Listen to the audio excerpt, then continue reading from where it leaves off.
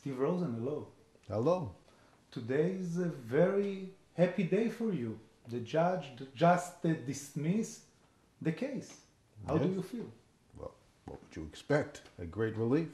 It's been nearly 5 years since they came to my door out of the blue and turned my life upside down. Took away my job, took away my work, took away my income, took away most of the people in my life, separated me from my friends. It's been a horrible experience. It's over, but it will take a while to rebuild.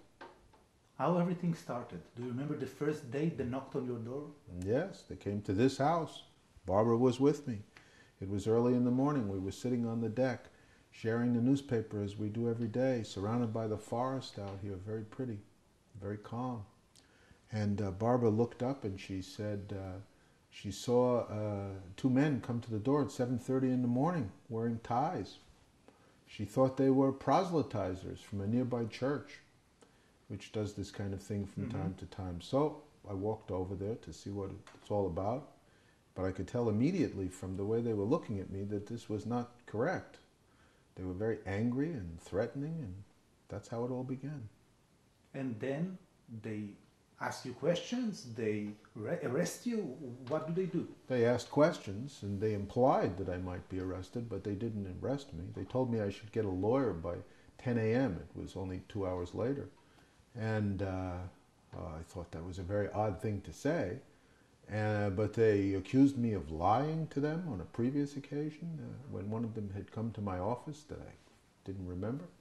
And they asked me a question and other things. It was a very shocking experience. And this is complete surprise. Complete surprise. I was a person, you see, who worked with U.S. government officials every day for 23 years. And that week, every week, I would meet with people in the State Department, the National Security Council, the Defense Department, other agencies of the government. They were my friends. They knew very well that I spoke to the Embassy of Israel. It was no great surprise to them. They also spoke to the embassy. They would say, here's what the ambassador or the DCM told me. What did he tell you? And we would have a three-corner triangular conversation. It was nothing special. It was normal. But these people were talking about it as if we were a nest of spies that were doing something against America. It was a shocking, the very tone, the attitude, the whole way of thinking was bizarre. So, what was it? A conspiracy? They saw us as a conspiracy. They saw me as sitting in the nest of some sort of spy nest. It was amazing. How did you feel as an American citizen that they are knocking on your door, telling you, basically, you are a spy? Steve Rosen. Well, exactly. And then that there's a case called, the name of my case, think about this, is called the United States of America versus Stephen J. Rosen. It's an amazing sentence. It still sticks in my throat to say it after all this time. It's amazing. So, of course, now that it's over, but, you know, we didn't really have a trial. And in some ways, it's too bad we didn't have a trial, because all the facts would have come out. And what it would have shown is that I did nothing wrong. Who did something wrong was the people who brought this case. Not just that they were incorrect, but that the attitude they had about Jews, Israel, AIPAC, was completely false. And that, unfortunately, a lot of that nonsense is still out there. You go on the internet, you can see hundreds of stories that talk about Israeli spies. They see Mossad under every bed.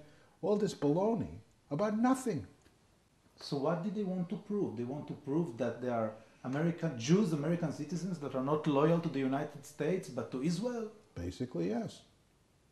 So this is a part of a big conspiracy, of a big, or a way of thinking in the U.S. government till today? Well, where in the U.S. government? I don't think In it some was what the places, president... obviously. Yes. But let's be careful here. Okay. I do not believe that it's what the president thought or what the attorney general thought. I think it's a faction in the bureaucracy who had this belief. Now, you might ask, why did the people at the top let them go on and on? The answer is they made it about leaks. The people at the bottom wanted to get Israel, Jews, AIPAC. The people at the top wanted to stop leaks to newspapers. if you study our case, if we ever actually had the trial, you would see it's really not most of it about Israel. Most of the case against me was that I gave secrets to the New York Times and the Washington Post, that a government official told me something, and then I told it to reporter X or Y from the Times or the Post or the Associated Press or Reuters. Most of the case was about journalists. And I was a middleman for the journalists. And so for the people at the top, this was a leaks case. Because, I'm sorry to say, the Bush administration was obsessed with leaks. But the people in the bureaucracy weren't obsessed with leaks. As a matter of fact, they are now using leaks to try to hurt Jane Harman in connection with my case. Mm-hmm. They put out leaks about Jane Harman. This proves that it's not that they hate leaks, it's that they hate Jane Harman and Steve Rosen and AIPAC and Israel. That's what they hate. But the people at the top do not hate AIPAC and so forth. They hate leaks. So what we had was here a perfect storm, between two different elements. And I had the misfortune, along with Keith Weissman, my co-defendant, to be in the middle of this. And it was an extremely unpleasant experience. So do you see it continue, not against you, but against other important Jews in the United States? I believe, yes. I think that the surveillance is still going on. The Jane Harman story wasn't about me. It was about a surveillance of Jane Harman in connection with somebody else, and so on. And I'm afraid that this is not over. That's why I've written a book about it. It's going to the publisher on Thursday morning, about what they did here, who did it, how they did it, how dangerous it is. Because I think it's very important that people wake up. You know, look, I was the lucky one. I live in a country where there are courts that can correct this kind of injustice that was done to me. Unlike Dreyfus, unlike others, I was not railroaded into prison. I was protected in the end. I had wonderful lawyers, Abby Lowell, Brooke Weiss, and others. And I had legal representation. So I was able to protect myself. But the next person may not be so lucky. They wanted to destroy me. They forced AIPAC to fire me. They forced AIPAC to cut off my attorney's fees. They tried to isolate me, put me in a situation of desperation where I would have to plead guilty to something that I did not do. This happens all the time. People who can't pay for their own defense have to plead in order to stop the case, you know, and I didn't have to do that. I could fight back. Were there any point during these 5 years that you felt discouraged, that maybe you are going to fail, maybe even end up in jail eventually? No, not if I could be represented by these attorneys that I mentioned, Lowell and Weiss, and not if we had the judge we had. Our judge was a rock-rib Republican, a conservative. The first day that we walked into his courtroom, they said we were spies for Israel. He looked at us like we were dirt. But after 4 years of listening, we had 30 days of hearings. He knows all about this case. His attitude changed. The judge began to realize what complete nonsense this case actually was, and that they were trying to railroad us.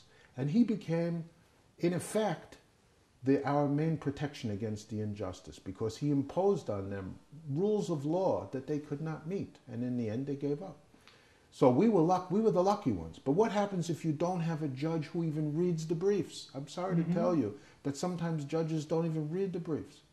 What happens if you don't have the money to pay the attorneys? Exactly. What happens if you... And I worry...